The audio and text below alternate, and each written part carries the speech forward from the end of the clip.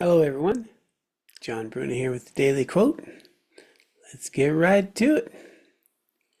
Today's quote: self-compassion allows us to become more self-reflective, self-accepting, and to authentically assess the attitudes, habits, and tendencies that nurture us and those that don't.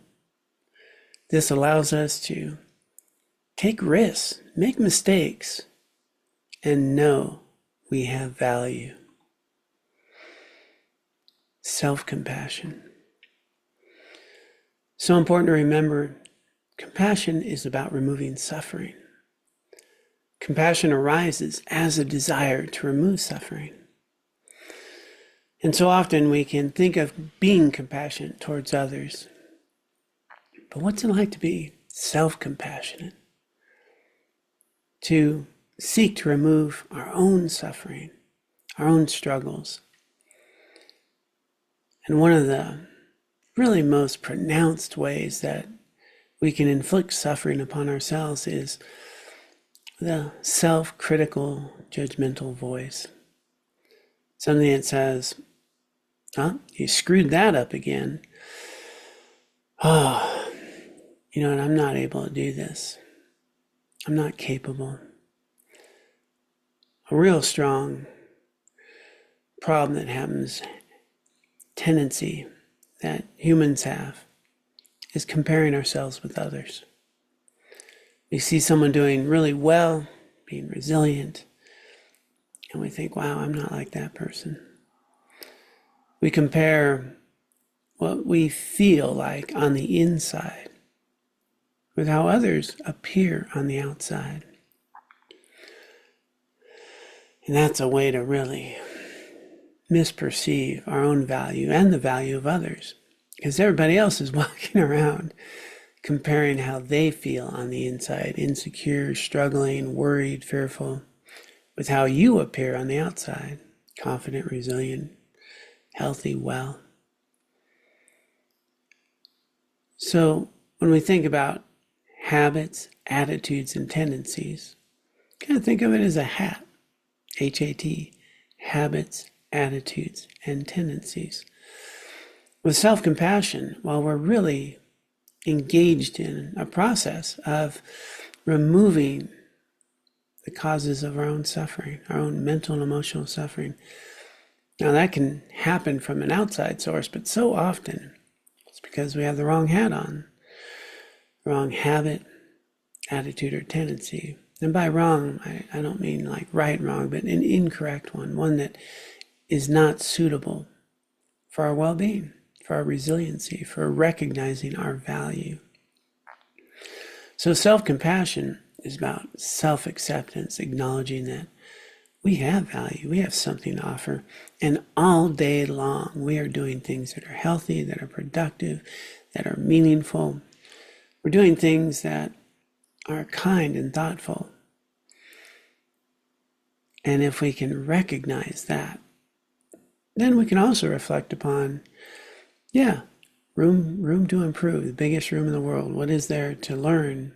What is there to understand? What are some things I can engage in that might be healthy and productive that I might mess up? Fear and insecurity prevent us from taking risks, from engaging in life, from showing up when we are uncomfortable. But we can put on the appropriate hat for the day. Develop habits, attitudes, and tendencies that recognize our value, that recognize what we do well.